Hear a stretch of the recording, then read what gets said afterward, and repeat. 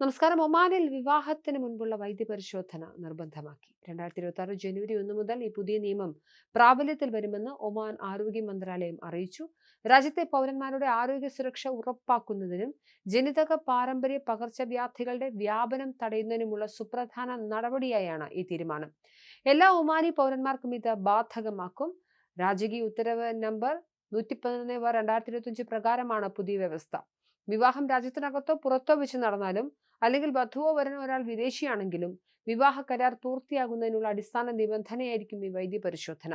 പ്രധാനമായും ജനിതക രക്തരോഗങ്ങളായ സിക്കിൾ സെൽ അനീമിയ, തലസീമിയ എന്നിവയും പകർച്ചവ്യാധികളായ hepatitis B, hepatitis C, HIV, AIDS എന്നിവയുമാണ് പരിശോധനയിലൂടെ കണ്ടെത്തുക.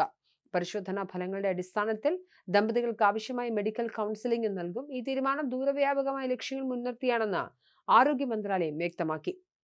ജനിതക രക്തരോഗങ്ങളോടെ കുഞ്ഞുങ്ങൾ ജനിക്കുന്ന സാഹചര്യം കുറയ്ക്കുക, കുടുംബങ്ങളുടെ ആരോഗ്യവും സാമൂഹികവും മാനസികവും സാമ്പത്തികവുമായ ഭാരങ്ങൾ ലഘൂകരിക്കുക, ആരോഗ്യ സ്ഥാപനങ്ങളിലെയും രക്തബാങ്കുകളിലെയും സമ്മർദ്ദം കുറയ്ക്കുക, ദമ്പതികൾക്കിടയിലും അമ്മയിൽ നിന്ന് ഗർഭസ്ഥ ശിശുവിലേക്കുള്ള രോഗവ്യാപനം തടയുക, ആവശ്യമായ ചികിത്സയും മുൻകരുതൽ മാർഗങ്ങളും നേരത്തെ ലഭ്യമാക്കുക എന്നിവ ഇതിൽ ഉൾപ്പെടുന്നുണ്ട്.